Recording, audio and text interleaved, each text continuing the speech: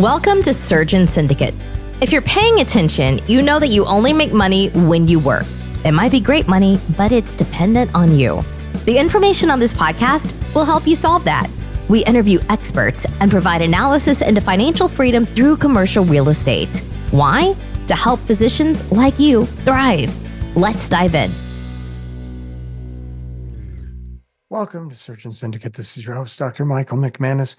And today we're going to talk a little bit more about this adventure in moving and what I've been learning about real estate along the way, because this has been quite an adventure. From the last time we recorded, I think it was the last episode that I recorded in Green Bay before we set out across country. It was an interesting trip because we had this all planned out. And we talked about, kind of what went on in Green Bay in the last episode. If you haven't heard that, you can go back and listen to about some of the adventures in moving. But the final bit, getting out of town, it was crazy. We got the trucks loaded and you think you're almost done for forever. And it's like the magician pulling rabbits out of their hat, that there's just more and more stuff that just kept coming out of this house. And I thought we were never going to finish getting it packed, but finally we did. The plan was originally we were going to try and ship some of the vehicles and then just drive out together. But the shipping cost, I decided, wasn't worth it. Rather save that money and have it to invest. And so we decided to drive cross country and ended up driving with my wife and my younger daughter. So it was her first big drive. Our little caravan of 3 cars. And by the time we got out of our house in Green Bay, every car was stuffed full of stuff. We planned on having a little bit in each car, basically just like we were going on a summer vacation. But by the time it was done and the amount of stuff that was still in the house as we were finishing cleaning, every car was just loaded to the gills. And there was even stuff that we were getting out of the house with 3 hours to spare before it turned over to the new owners, and we were still running stuff to friends' houses that they were going to take for donations on Monday because it was Sunday afternoon, and it was just the craziest thing. So and as I remember now, we discussed some of this in the last episode. So we finally got out of town and went up to Marquette, where we were trying to take care of some last stuff on a fourplex we have up there that we're preparing to sell. And so, real estate lesson here on this one is we looked at selling this in various different ways. We have an offer on the table, had an offer from a real estate investor. That offer wasn't great, but it's one that made sense to him as an investor. So I give him credit that he didn't want to go any higher because he's not a speculator. He's not buying it based upon anticipated appreciation. He was looking at what it would cash flow and what he was willing to pay for that cash flow to get the returns that he wanted. And he wasn't willing to take mediocre returns. So that deal didn't work out because it was less than I was willing to take. So here I'm on the other side of a lot of what we've talked about, where owners have one idea of what something's worth and buyers have another, especially when you're doing investment properties. So we went ahead and listed the property because, come summertime here and as the kids start going back to school, often you'll find people who don't have housing.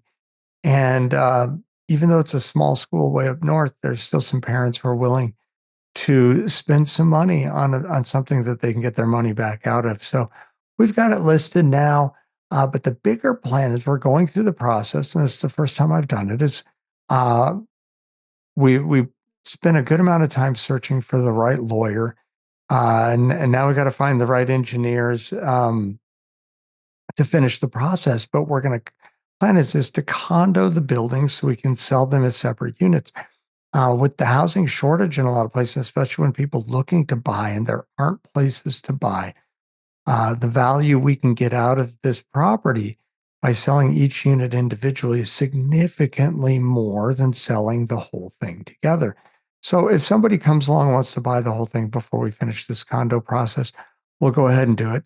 This is just another example of there's always, well, not always, but there's often a creative solution to solve problems within a property to change the value of it significantly. And often these aren't the easiest answers that come with some playbook. Um, so there's a lot of opportunities out there if you want to dig into it and say what are the different ways that this property could be done. So we'll give you an update on that project as we move through it and try and finish it up.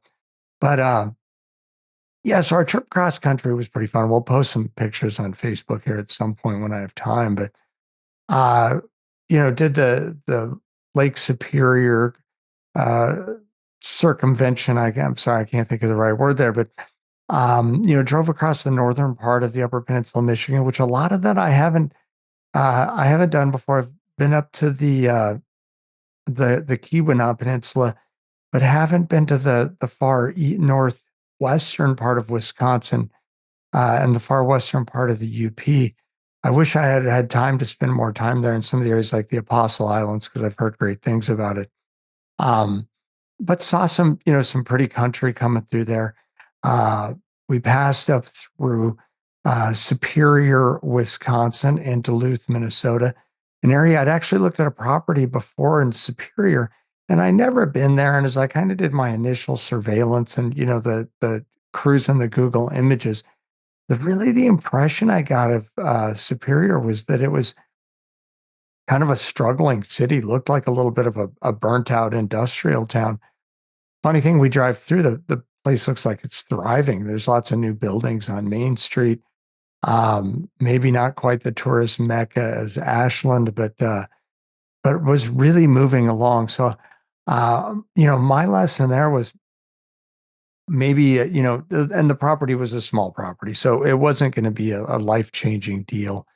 Um, but for a deal that really could be important, sometimes if it's a deal not where you live and you don't have people there that to check it out, is if it's within a few hours of home, is or even a flight, is you got to get out there and check out the area. And sometimes boots on the ground really matter, and learning a little bit more about the area. The interesting thing there is just yesterday, as we were recording a podcast, um, access to a new deal in the area. So maybe that was what the trip did, is it really opened my eyes to. So now we now have access to a new deal in Duluth, Minnesota. It's a great little community retail center or strip mall.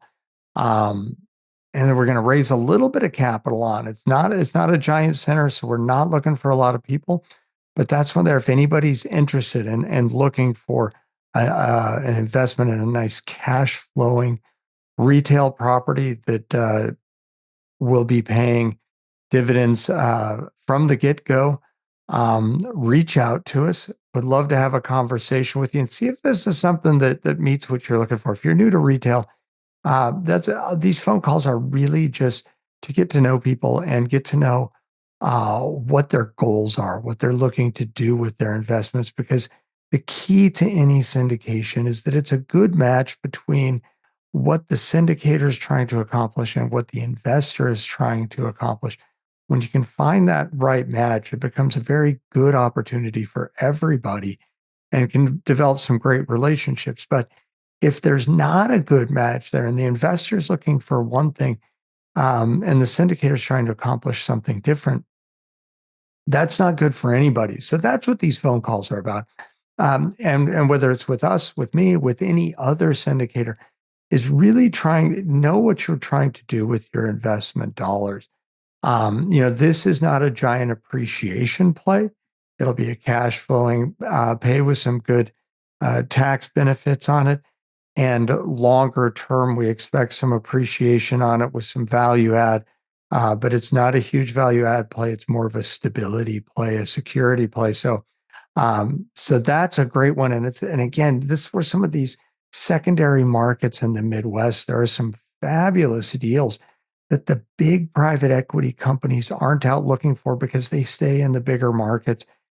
And there's so much great going on in the Midwest right now that, where everybody else is focused in the Southeast and in Texas and all these other places. So, um, so there's the, we crossed over into Minnesota on this trip, and my wife had said, "Hey, we're so far north, why don't we stop and see some friends of ours from the ski industry that we really hadn't seen in years?" So we saw they were still in Colorado, but they've moved to they bought a farm in northern Minnesota, in the Minnesota Lake Country, years ago, and they decided to move out there because they're 60 years old now, not going full speed in the ski industry, and we're looking for a change in the pace of life. So this was a great trip. We stopped there for a couple days. It was a great break for my daughter, who was leaving some friends behind, having just finished high school, um, and hang out with the kids of our friends and their cousins who are all about the same age. So it was a nice transition for her of seeing like, hey, look, there's more people out there in the world, and life beyond high school. It's actually easier to make friends. That some of the high school dynamics go away, but from the real estate perspective and the job perspective, met some of the most interesting people there. Um, Got introduced to a guy and to his family who is a fabulous entrepreneur. And on one of the lakes up there has built this fabulous uh, multi-million dollar chateau.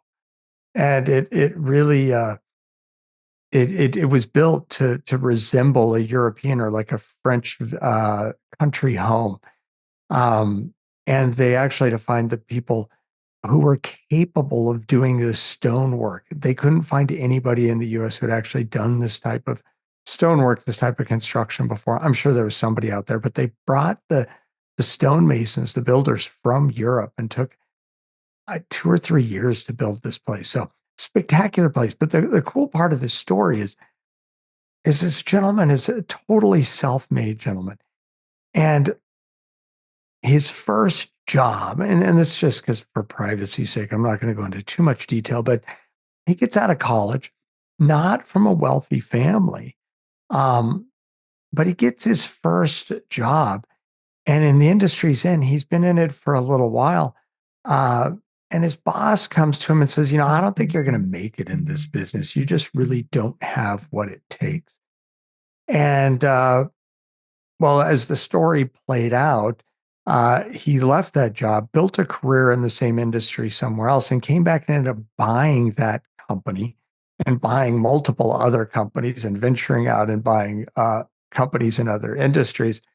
And, is now, to my understanding, a fabulously wealthy billionaire. But I just thought it was a great story because often, you know, we go through school, and so many of the people listening to this podcast are doctors, are in tech, are very education driven professions. And a lot of people have done well in school. It's really hard when you come upon those failures. And for real estate, for me, um, that was kind of a tougher thing because you have failures and you have things that don't work, and you put work into projects and deals, and those deals don't come through.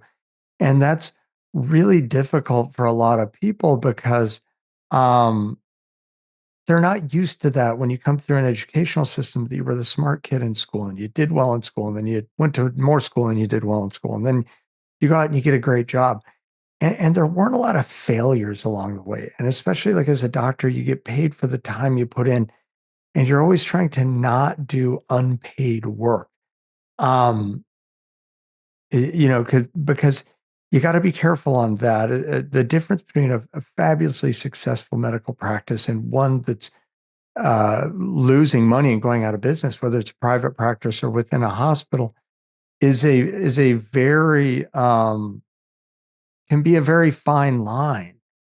And so making sure you're getting paid for the work that you're doing and not spending a bunch of time doing unpaid work can be the difference between and how good you are at those things, between being incredibly successful and failing, or just sputtering along. So we've always got this thing of not doing unpaid work. And I think the hard thing as you move into real estate is there's a lot, it's more like doing sales. There's a lot of work that you do to find deals, to develop deals, and a lot of those deals never come to fruition. But then the one that does is kind of like the salesman making that big sale, and it can pay the bills for a while.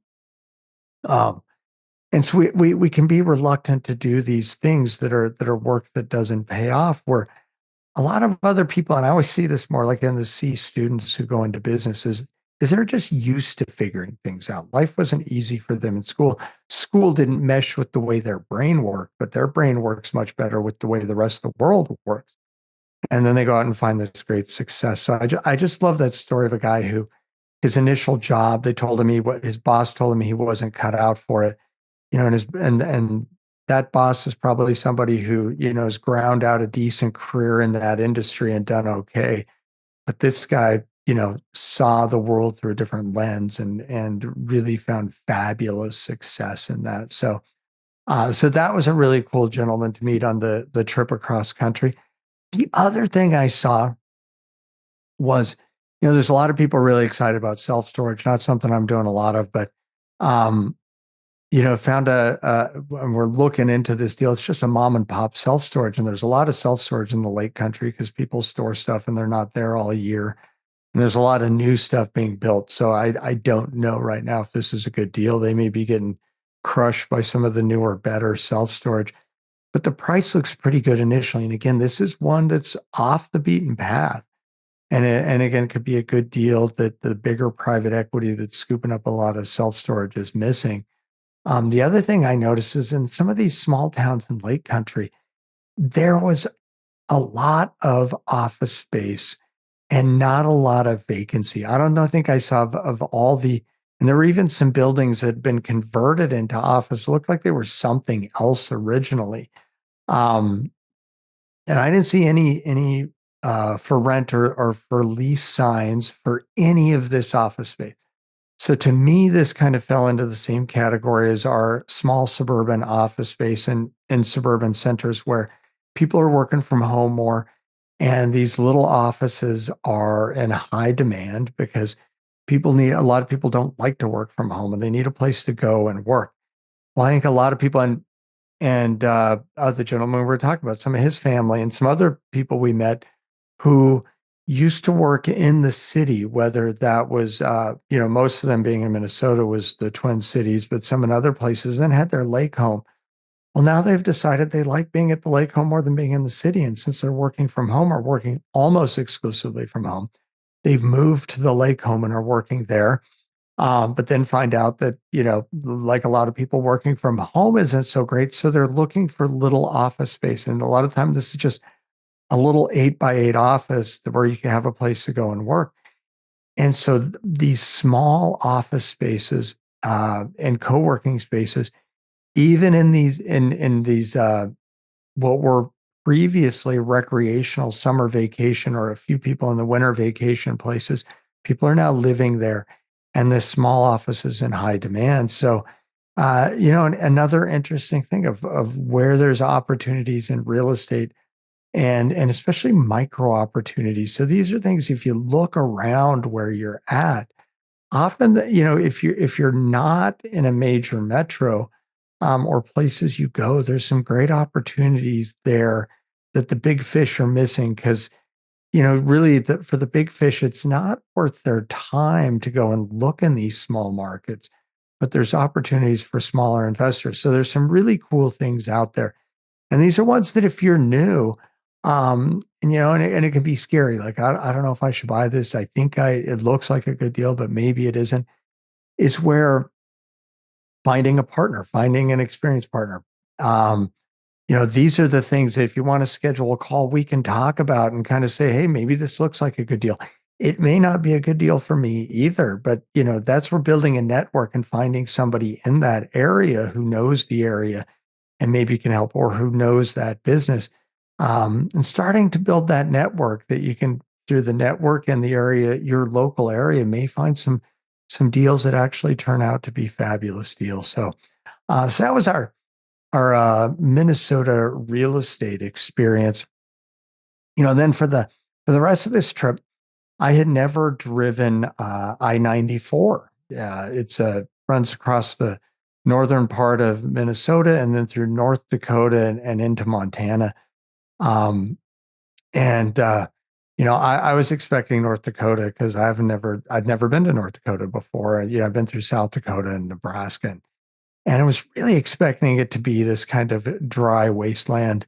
Um, but there's been so much rain in the Midwest that North Dakota was as green as it could be. It looked like Wisconsin.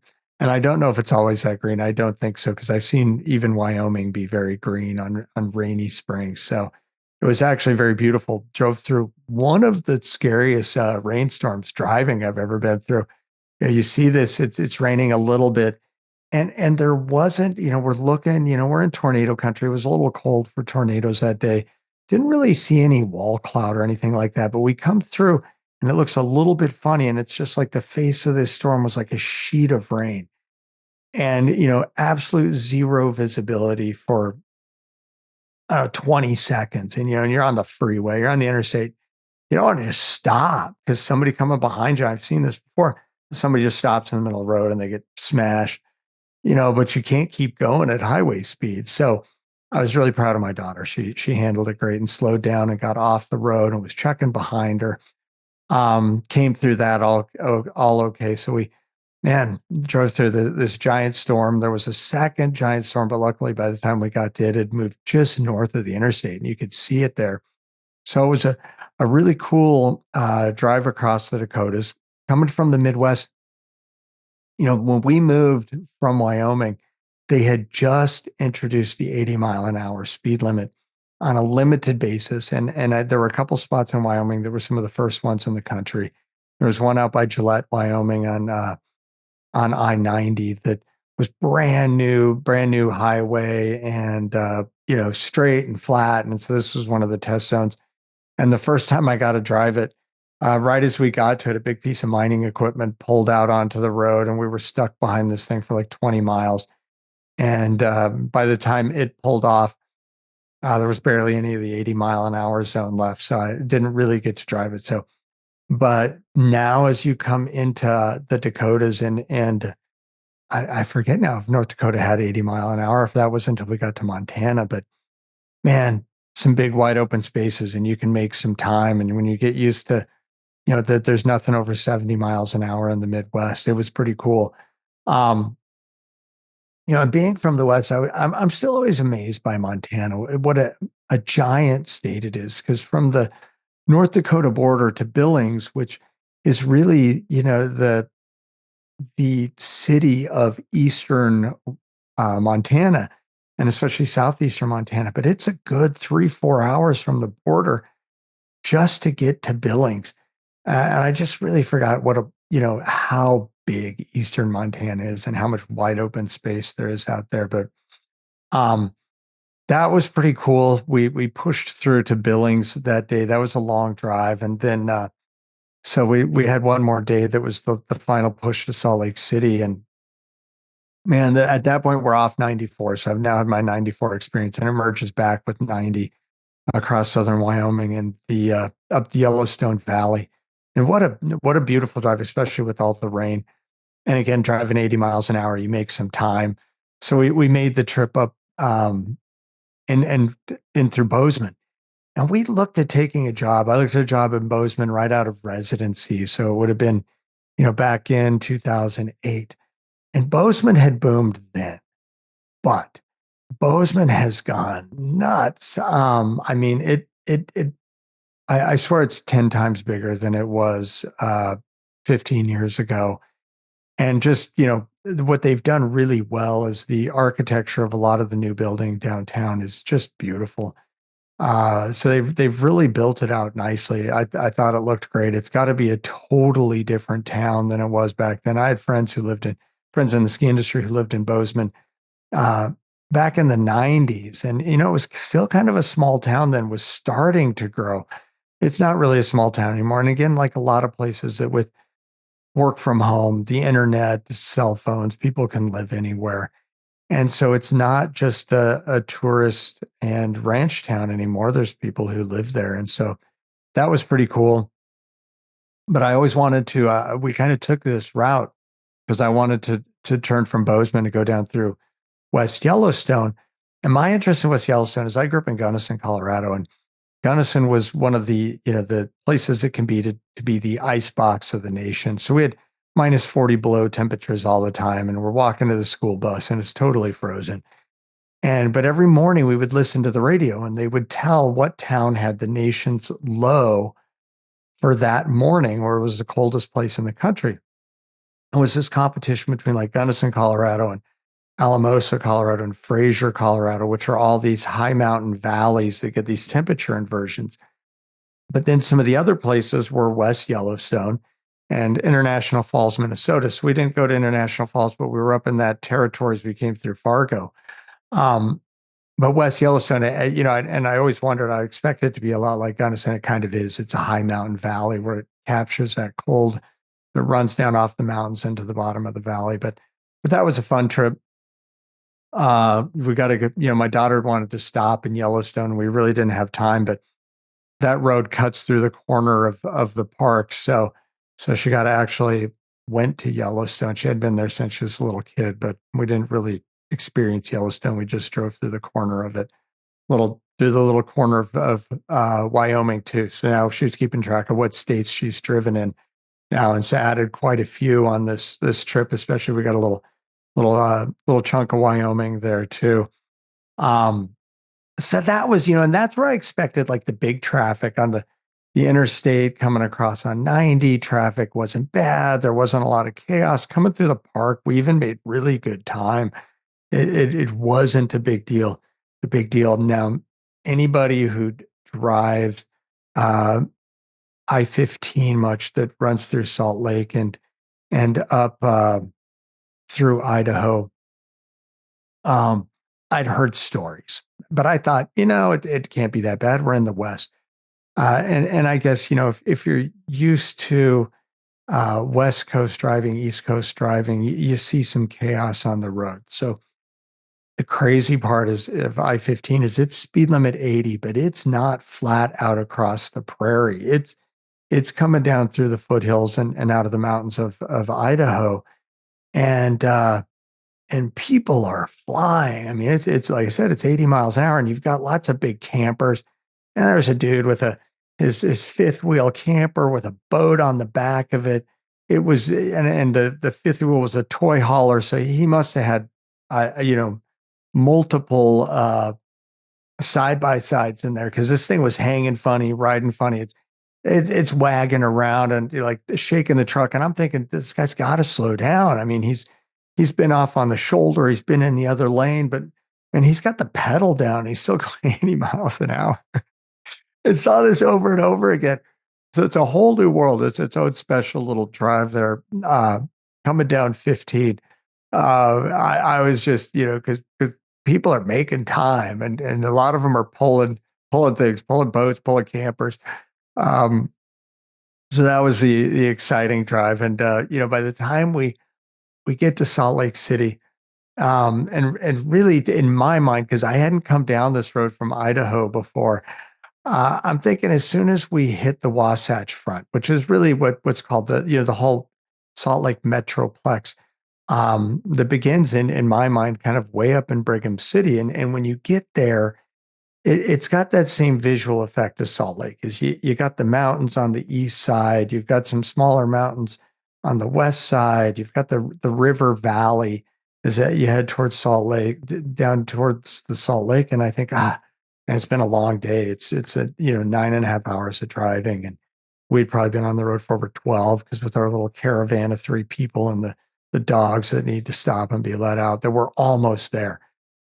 But man, when you hit that northern spot, you're still 2 hours from downtown Salt Lake. So I'm in my mind, I'm almost there, and it was just this drag as to get in, and the sun's going down, and now it's getting dark, and it was a tough final push, but we got to Salt Lake successfully, and got to our new place that we're renting here, because it's funny. People are like, well, you're in real estate, why would you rent and not buy? Well, the difference is when you buy your home, you got a lot of capital tied up in it, and We will buy at some point. So my reasons for renting right now. So we'll come back to the real estate. One, uh, I'm seeing a lot of great opportunities in the retail and industrial space. And so this, I got some dry capital here, some dry powder to be able to invest and make that money that bring me a return. On the other side, the housing market across the country for residential housing, I think is a bit inflated. And this comes down to some of the data out there that says the average home in America, to buy the average home, you need to make a yearly income of something, I think it was like $110,000. And to but the average income is more like $70,000. So you've got this significant mismatch between what it costs to buy a home and what people are making who want to buy those homes. And those things historically don't last, that there is a correction there. So when this correction will come, how it will happen, will it be that all of a sudden, and this all goes back to interest rates, that the people right now, the house I just sold in Green Bay, we were at 2.8% on a mortgage.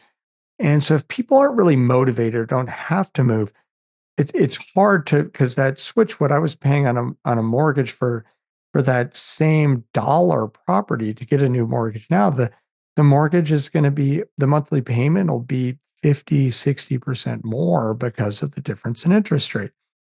And so people aren't moving. People who have to move means there's low supply. It's continued to drive prices up because of the supply demand mismatch.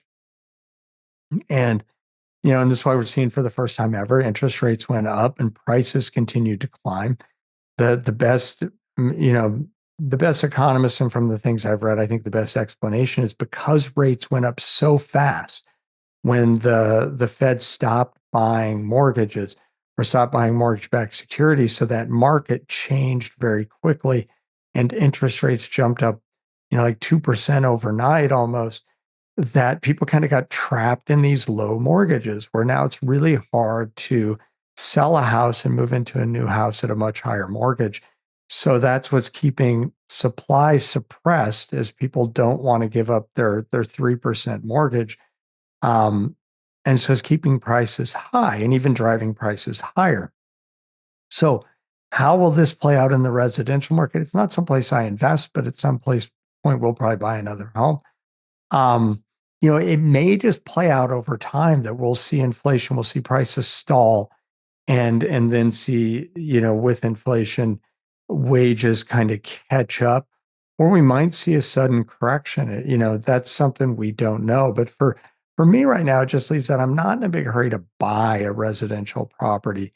And so renting offers several advantages that we're not buying in at what could be a peak in the market or a very high point in the market. I'm keeping that capital that would go into a home available to invest, because we're starting to see things, at least from my perspective, loosen up in the retail space and more stuff coming on the market. So there could be some really good deals that become investments that generate cash versus it just being sunk into a mortgage. The other part, move into a new city, and we've always liked to do this, is rent first. I know Salt Lake pretty well. My wife lived here in the 90s, but it's changed a lot. And really figuring out where we want to live in town.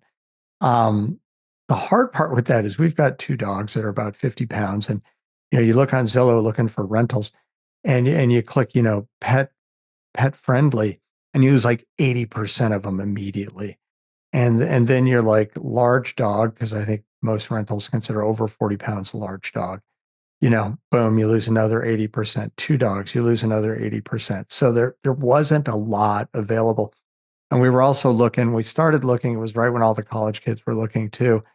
And so you're competing with them if you wanted to live anywhere near the city center. So that was another adventure. But we found a great place, and we decided we'd get a place someplace different than we'd ever lived. So we've got a place with a great city view.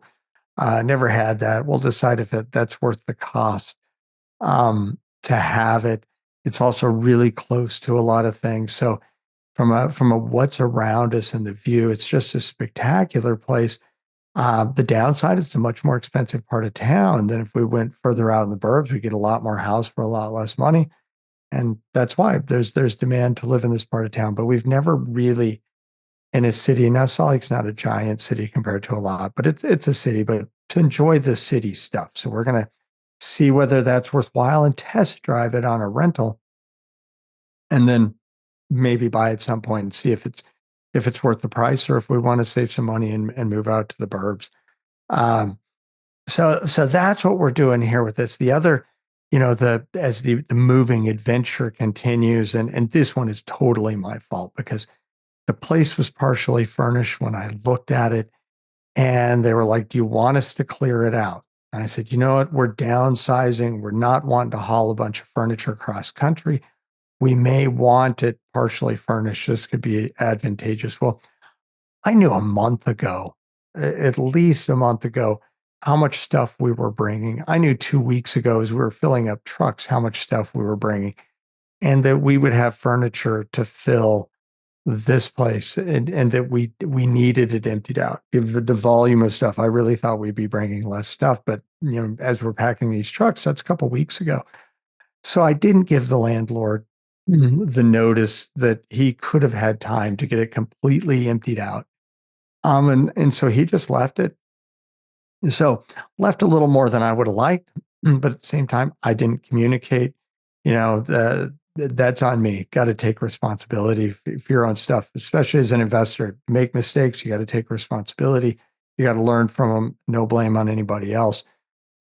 Maybe if there is blame, it's, you got to sort that through whether this partner you want to work with again. But anyway, this is on me. So we get here, and now our truck was supposed to come today. My wife's up early, or was supposed to come yesterday, pushing that back of like, "Hey, can we push this delivery back? We got to get this place cleaned out so there's someplace to unload too." So it's been this, since we got to Salt Lake, this mad dash, find a storage unit. We got to move stuff out. We got to find some movers to move all the landlord stuff out. The landlord, of course, is out of town for the week. No fault to him. So we're trying to coordinate this whole thing, and they're not even around. It's not a big rental agency. It's somebody who just has this one property. So we've got this whole chaos now of having to, we're packing again. The last thing I ever wanted to do.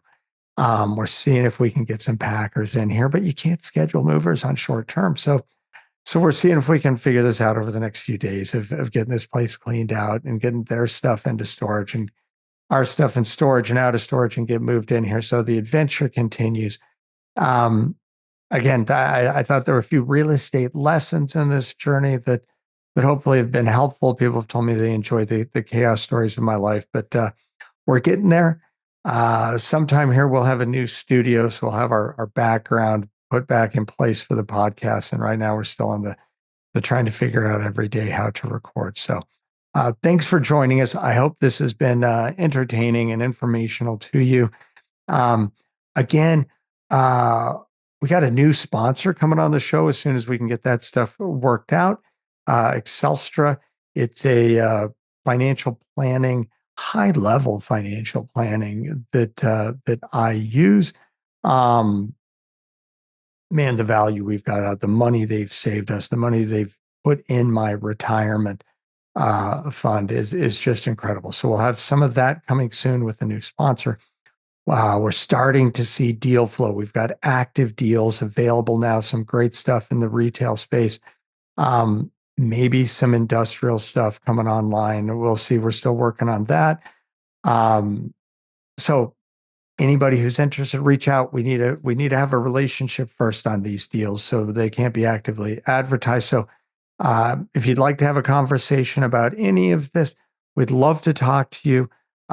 This retail deal's not a big deal, so we're only raising a little bit of capital. So there's not a lot of space there. So if you've got some money you'd like to deploy into retail, let's talk.